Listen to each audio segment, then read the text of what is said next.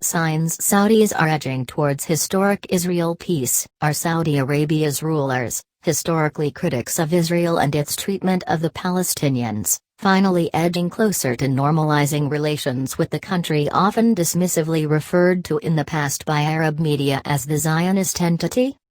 Prompting feverish speculation on social media has been the scathing set of interviews given to Al Arabiya TV by former Saudi intelligence chief and longtime ambassador to Washington, Prince Bandar bin Sultan Al Saud, who lambasted Palestinian leaders for criticizing recent peace moves with Israel by Gulf Arab states.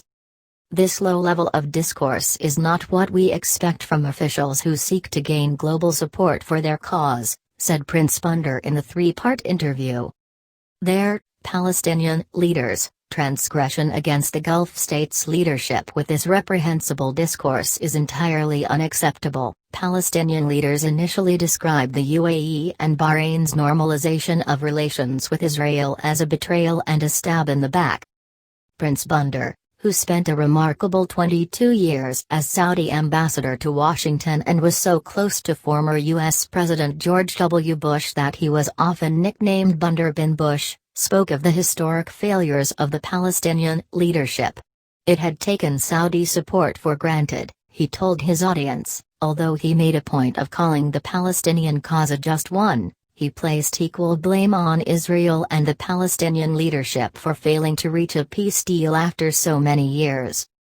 How, he argued, referring to the split between the Palestinian Authority, which governs in the West Bank, and the Palestinian Islamist movement Hamas, which holds power in Gaza, can Palestinians possibly reach a fair deal when their leaders cannot even agree among themselves? Such words, said a Saudi official close to the ruling family, would not have been aired on Saudi-owned television without the prior approval of both King Salman and Crown Prince Mohammed bin Salman. By choosing Prince Bandar, a veteran diplomat and long-standing pillar of the Saudi royal establishment to deliver them, said the official, it was the clearest sign yet that the Saudi leadership may be preparing its population for an eventual deal with Israel. Historical suspicions.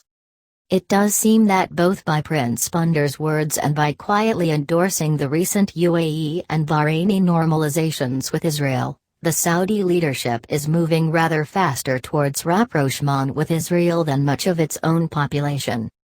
For so many years, especially in the more rural, isolated corners of the kingdom, Saudis have been accustomed to viewing not just Israel as the enemy, but also all Jewish people. Saudi peace plan. Saudi Arabia does have history when it comes to holding out an olive branch to Israel. In March 2002 I was at the Arab Summit in Beirut, where a slight, urbane, balding man with perfect English was doing the rounds, explaining something called the Crown Prince Abdullah Peace Plan. The man was Adel Jaber, then a foreign affairs advisor in the Crown Prince's court, now Saudi Minister of State for Foreign Affairs.